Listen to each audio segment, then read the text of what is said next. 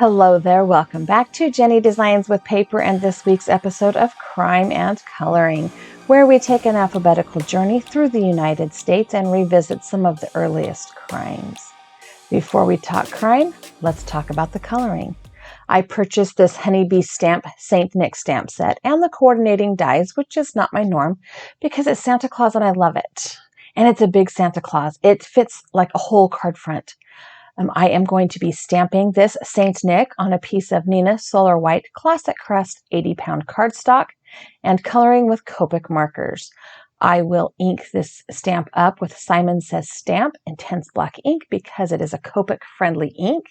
And every time I open the lid, I am going to reposition my paper to make sure that I do not mess up the stamping of this big stamp. I will need to stamp it 2 or 3 times because it is new, because it is large, and in charge. I will be using Copic markers, like I said. I will start from the lightest of my colors and work toward the darkest, leaving the black and the red for last, because red pigment, like you know, in every medium is it's the boss of all the pigments. Let's just call it that. It's the boss of everything but black. I will be using 2 different types or sets of gray markers, a warm gray for the hair and a cool gray for the whites on his, it's not a costume, his clothes. All right.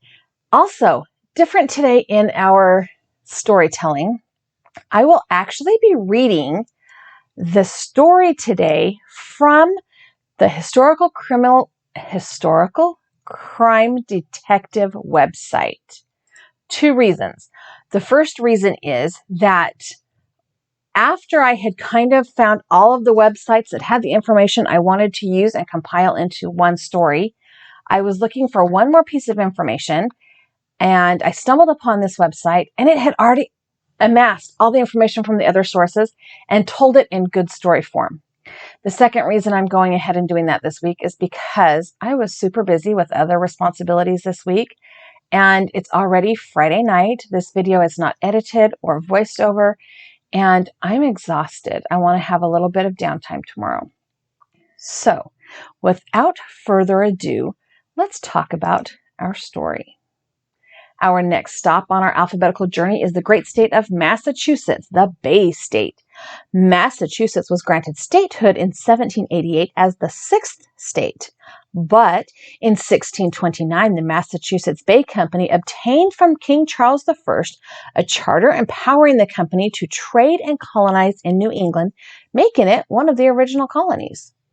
The Bay State is also where Pilgrims first landed, in Provincetown. It is the home of the first Thanksgiving. Boston was the home of the first subway system. Massachusetts is also the birthplace of Fig Newtons and zip codes. It is technically illegal to use tomatoes in clam chowder if you live in Massachusetts. Once upon a time, Christmas was illegal in Massachusetts, but also Massachusetts is the home of what could be the first recorded murder for hire. The murder of Captain Joseph White. In the year 1830, there lived in Salem, Massachusetts, a very wealthy retired merchant named Joseph White. He was 82 years of age and never married. His niece, Mrs. Beckford, acted as his housekeeper and was assisted by a manservant and a maidservant. I am using mostly last names because it seems like they all have the same 3 names. So we're just going there. Mrs. Bickford's daughter was married to a young man named Joseph Knapp Jr. and resided with her husband in Wenham, Massachusetts, which was 7 miles from Salem.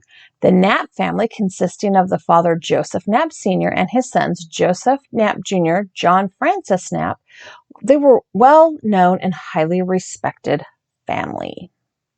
On April 5th of 1830, Mrs. Beckford went to Wenham to spend a few days with her daughter and her son-in-law, Joseph Jr. At 6 a.m. on April 7th, 1830, Mr. White's servant arose and upon opening the shutters of the kitchen window observed that the back window of the parlor was open and that a plank was raised to the window from the backyard. He informed the maidservant of his observations, and the two proceeded on a tour of inspection. When they approached Mr. White's bedroom, they were surprised at finding the door open. But their surprise gave way to horror as they approached the bed and found the bed clothing turned down and the sheets and Mr. White's nightclothes saturated with blood. Mr. White was dead, and his body was cold and stiff. The authorities were notified, and a closer inspection of the body revealed the fact that the skull had been fractured by some implement which had not broken the skin, and 13 deep wounds were found in the body which had evidently been inflicted with a long dagger. There was nothing to indicate the mansion had been ransacked. Valuable articles were left undisturbed, and as Mr. White was a most amiable character who had no enemies, the authorities were at a loss to understand what motive could have prompted anyone to perpetrate this most atrocious crime. Now, I'm going to deviate from this report here because on most other reports, Captain White was not liked, but he was rich and had lots of authority. The biggest reason he was not liked was because he used his wealth to flaunt the laws, including the law against slavery. Massachusetts had declared slavery illegal in the late 1700s, and Mr. White still participated in human trade. And he flaunted it and said he didn't care. He also reportedly had the habit of stringing along his family members, his nieces, his great-nieces, his nephews, his great-uncles. Oh my gosh, great-nephews. Promising them inheritances and then threatening to disavow them or disown them when they displeased him. So that is the only discrepancy I found from the other recorded parts of the story. So back to our story. The mystery became all the deeper when it was observed that the window through which the assassin probably entered was evidently not locked on this particular night, which was a most unusual circumstance. Some were inclined to look upon the servants with suspicion, but it was argued that they were old and trusted employees, and since absolutely nothing of value was disturbed, it was difficult to show what motive either one could have had in committing the murder. In fact, some other sources say that this manservant was also a relative. But I only saw that in one other source. There were footprints found in the garden near the board, and those footprints did not resemble either of the servants in the home. Great excitement prevailed throughout the community. Large rewards were offered for the apprehension and conviction of the assassin, and a committee of vigilance was appointed to institute an investigation. Business was almost entirely suspended in Salem on the day of Mr. White's funeral, and during the funeral services, none of the mourners exhibited more outward signs of grief than Joseph Knapp, Jr., his sister's daughter's husband. His niece's husband. There we go. On April 27th, while all the excitement was still at its height, Joseph Jr. and his brother John went before the Vigilance Committee and testified that on the preceding evening they were returning in a chaise from Salem to their home in Windham, and that as they approached Windham Pond, 3 robbers suddenly came upon them. One seized the horse's bridle, while the other 2 seized a small trunk in the bottom of the coach, right? The brothers stated that they resisted and that the robbers finally retreated and were lost in the darkness. This statement caused many to believe that a gang of assassins were operating in the neighborhood, and it was suspected that this gang was responsible for the murder of Captain White. The weeks rolled by, and discouraged citizens concluded that the mystery, oh my goodness, I can't talk tonight, I'm so sorry, surrounding the death of Captain White would never be penetrated. Finally, a rumor was circulated that some person confined in the jail in New Bedford, 70 miles from Salem, could shed some light on the mystery if he so desired. No one seemed to know where the rumor started, but a representative of the Vigilance Committee proceeded to the jail at New Bedford and learned that a prisoner named Hatch, who had been arrested for shoplifting before the murder of Captain White, had said that he could make important disclosures, but he had not been taken seriously. He was trying to get a deal, right? He was going to trade his information for a walk. Hatch was then interrogated and, after some hesitancy, stated that some months before the murder, while he was at large, he had an association with a man named Richard Crowningshield, who bore a most unenviable reputation in Danvers and Salem. And he had often heard Crowningshield express his intention to kill Captain White. Hatch was immediately taken before the grand jury, and on his testimony, indictment was found against Crowningshield. Other witnesses testified that on the night of the murder, George Crowningshield, a brother of Richard, and two men named Salem and Chase were with Richard in a Salem gambling house. On this testimony, these three men were also indicted, and all four were arrested on May 2nd. But Salem and Chase were subsequently discharged without a trial. On May 15th, Captain Joseph Knapp Sr., a prominent shipmaster and merchant and father of Joseph Jr., received the following letter. It was from a man named Charles Grant, and it was dated May 12th, so 3 days prior.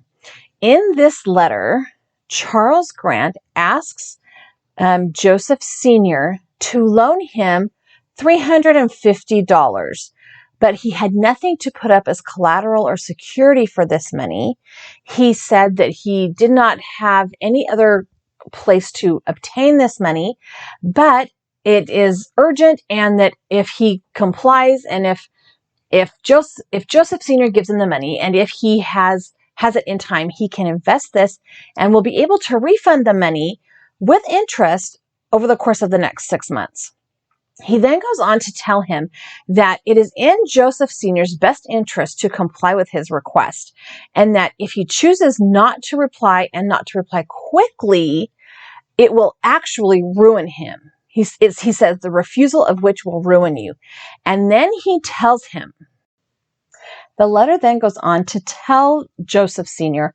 that this man writing the letter knows his brother Frank, and that this man, Charles, is aware that the past April, Frank had taken care of some business on Joseph Sr.'s behalf, and that Frank had paid, per Joseph's instructions, $1,000 to a person to take care of some business. And he says, you know what I'm talking about, and you don't want this information to be released to the public. So basically, he's saying, I know what you did last summer. Well, last spring, because it was April. He then tells him that if he does not have his response and the money by the 22nd of November, that he will share what he knows to everybody. So be quick.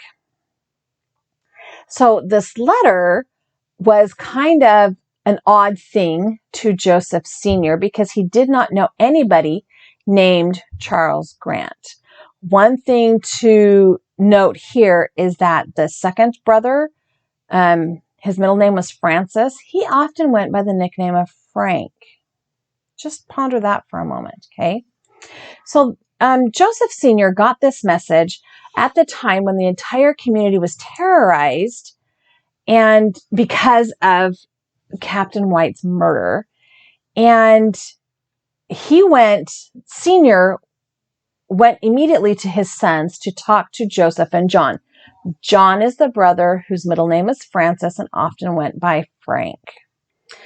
So after Joseph Jr. read the letter, he told his father that it was trash and suggested that his father take it to the Vigilance Committee, who was investigating the death of Joseph's wife's great uncle.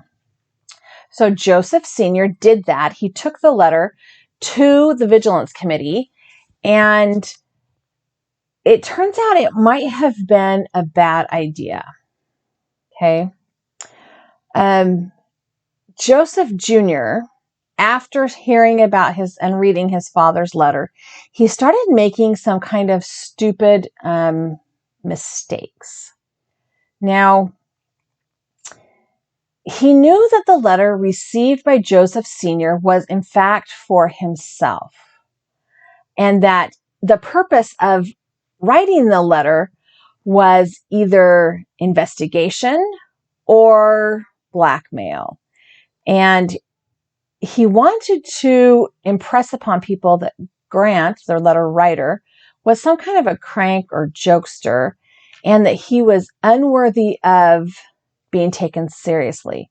So he drove into town, into Salem the next day, and requested a friend mail 2 letters. And while he was mailing these letters, he told his friend that his father had received an anonymous letter and that he wanted to nip that silly affair in the bud. So, the first letter he sent was to the Honorable Gideon Barstow, who was the chairman of the Vigilance Committee, and it read, "Gentlemen of the Committee of Vigilance, hearing that you have taken up 4 young men on suspicion of being concerned in the murder of Mr. White, I think it time to inform you that Stephen White came to me one night and told me if I would remove the old gentleman, he would give me $5,000. He said he was afraid he would alter his will if he lived any longer. I told him I wouldn't do it, but I was afeared to go into the house, so he said he would go with me and that he would try and get me into the house in the evening and open the window, would then go home and go to bed, and then meet me again about 11. I found him, and we both went into his chamber. I struck him on the head with a heavy piece of lead, and then stabbed him with a dirk. He made the finishing strokes with another.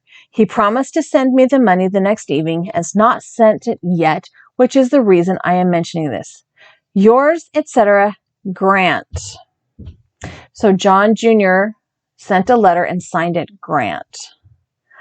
The second letter, and one thing to note is that Stephen White is the male servant who worked for Captain White. The second letter was addressed to the Honorable Stephen White, the nephew of the murdered man and principal heir, the man who was working as his handyman, kind of. Mr. White will send the $5,000 or a part of it before tomorrow night or suffer the painful consequences. Grant. So, he has now also sent a letter to this Stephen White and telling him if he doesn't pay the $5,000 for the killing of Captain White, that Grant, I'm using air quotes here like you can see me, is going to come and enact vengeance. Okay. So, Joseph Sr. delivered the letter that he had received from Mr. Grant and to the Vigilance Committee. There we go. All the words in the right order. And he trusted an agent to proceed from that point on. The agent took a look at the postmaster of the town and remained hiding in the office. Okay. The same day the agent working for Joseph Sr. went to the post office of the town where the letter came from, made friends with the postmaster, and then hid at the post office. Okay. The same day, a man called for the letter and stated that his name was Charles Grant Jr., and he was taken into custody and proved to be an ex-convict named Palmer who resided in the adjoining town of Belfast. All right, so now we're getting to the good stuff, right? So, seeing how it would probably be in his best interest to make a statement, this Charles Grant Jr., aka Palmer, made the following statement. "I have been an associate of George and Richard Crowningshield, and on April 2nd, 1830, I was sitting by a window in their house, and I saw Frank Knapp and Charles Allen drive up. The Crowningshield brothers, Knapp and Allen, went for a walk. Upon their return, George and Richard informed me that Frank Knapp had asked them to kill Mr. White and that Joseph Jr. would pay $1,000 for the job. Several different modes of executing it were discussed, but it was finally decided to kill him at night when his sister, Mrs. Beckford, was not at home. So Palmer was then detained as a witness, and warrants were procured for the arrest of John and Joseph Knapp. The arrest of these two young men created a great sensation, and fearing that he might have unconsciously assisted the assassination, the young men who mailed the two letters for Joseph Jr. went before the Vigilance Committee and testified to all that he knew regarding those letters. It was then proven that the letters were in the handwriting of Joseph Jr. On the third day of his imprisonment in jail, Joseph Jr. made a complete confession as follows. I knew that Mr. White had made out a will in which he gave my mother-in-law, Mrs. Beckford, a legacy of $15,000. Now keep in mind that this is in the late early 1800s, like 1830, I think is when it is. I believed she would get $200,000 if no will was found. So in today's money, that's like millions. I therefore decided to still steal the will and have Mr. White assassinated. 4 days before the murder, I was in Mr. White's chamber and procuring the key to his iron chest, I took his will and carried it home, burning it several days later. My brother Frank, John Francis, negotiated with Richard Crowninshield, who agreed to do the deed for $1,000. The night of April 6th was finally decided upon, and I persuaded my mother-in-law to spend a few days with my wife at our home in Windham. On the 6th, I visited Mr. White's home, to which I always had access, and unfastened the window at the back rear of the parlor. That day, Crowninshield showed me the bludgeon and dagger with which the murder was to be committed. Crowninshield and my brother Frank met at 10 o'clock that night by appointment and proceeded to a spot where they could observe the movements in White's mansion. And then he comments that it was a beautiful moonlit night. Yeah, sociopath much. Anyways, Crowninshield sent Frank home, and he left and then returned. But during Frank's absence, the lights in the mansion were turned out or put out because they're probably candlelight, right? And shortly afterward, the hired assassin placed a plank of wood against the house, entered the window, and crept upstairs to Mr. White's sleeping chamber. The moon was shining through the window onto the old man's face, and Joseph Jr. says that Crowninshield swung his bludgeon and struck White on the left temple, probably killing him instantly. But just to be certain, he lowered the bedclothes and stabbed him repeatedly in the region of the heart. Okay. So this is the confession, in part, that Joseph Jr. gave after the 3 days after his imprisonment and arrest. Okay. He does go into more detail, and I will have that link below so you can read it. He does talk about how Frank came to see him and demanded his money, and that he only had some of it to pay. He also talks about how they came up with the idea of this attempted robbery as a method of convincing the Vigilance Committee that they also had been victimized and that there was a gang afoot. So anyway, he goes on to describe all of the things that him and his brother did after the murder.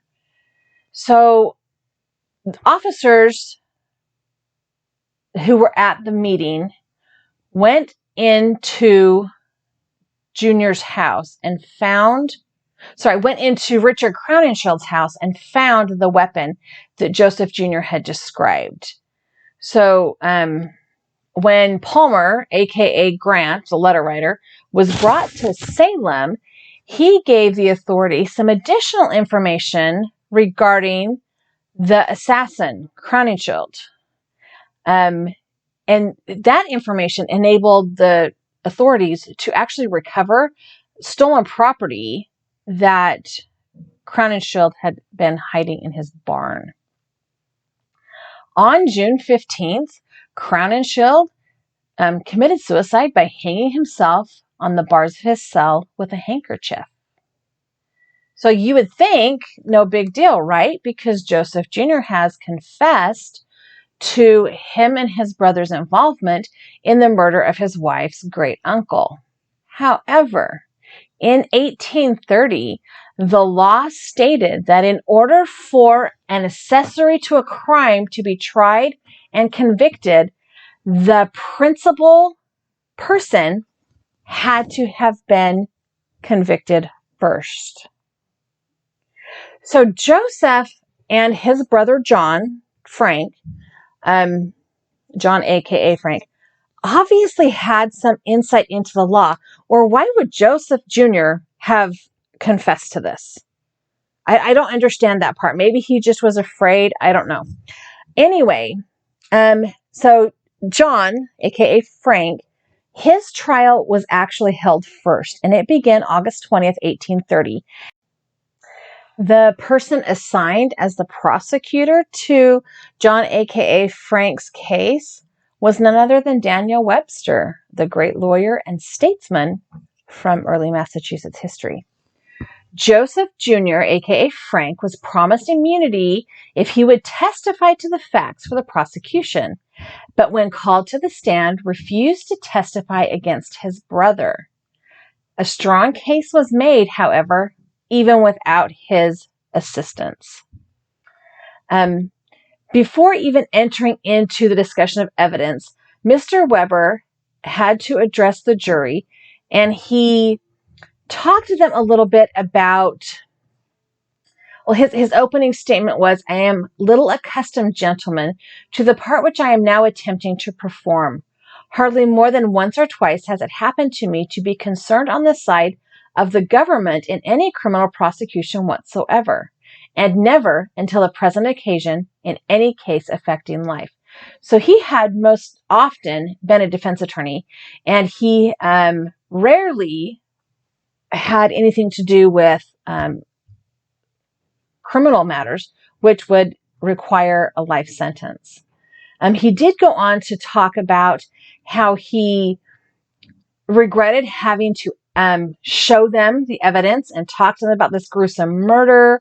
He talked to them about how it was their duty and his duty and the duty of all citizens to bring to perpetrators of crime to justice, and how even though it was gruesome, it needed to be done. He talked about how it was the most extraordinary case in some respects because there was not much precedent, and certainly none in the colonies and in the early United States. He talked about how the actors in this tragedy were surprising because they were well liked, and it was unheard of for somebody so law-abiding, or whatever you want to call it, to be taken up in the type of crime, to get an inheritance, right? So anyway, his whole opening statement is also in the website I've linked down below. He also had to fight against precedents and prove that even though the man who committed the crime was dead, and dead by his own hand, that his accomplices, the people who hired him to do it, could still be prosecuted. So it was kind of an uphill battle for him. So after he talked about the evidence to the jury, he told them, he said, "Gentlemen, your whole concern should be to do your duty and leave consequences to take care of themselves. You will receive the law from the court. Your verdict, it is true, may endanger the prisoner's life, but then it is to save other lives." So he told them they basically needed to do what was right, not do what was law. So that's a little bit rough, right? I think sometimes still today we have that conflict between what might be right and what the law allows. So John Francis, aka Frank, was found guilty as charged. And then Joseph was tried and convicted, and the two brothers were sentenced to death and hanged from the same scaffold. George Crowninshield, the brother of Richard, was given an alibi, had a proven alibi, and he was acquitted. So it's kind of an interesting story. In the fact only that there was this conflict between the right thing to do and the way the law was written. So click the link and read Daniel Webster's whole discourse on how to do the right thing even when the law is maybe not caught up yet. I hope you enjoyed the story today. Thank you so much for stopping by. I have added a couple of other videos here for you to watch, as well as a subscribe button. If you have not yet subscribed to my channel, I would love it if you did. Leave me a thumbs up, give me a comment, and have a really fabulous day.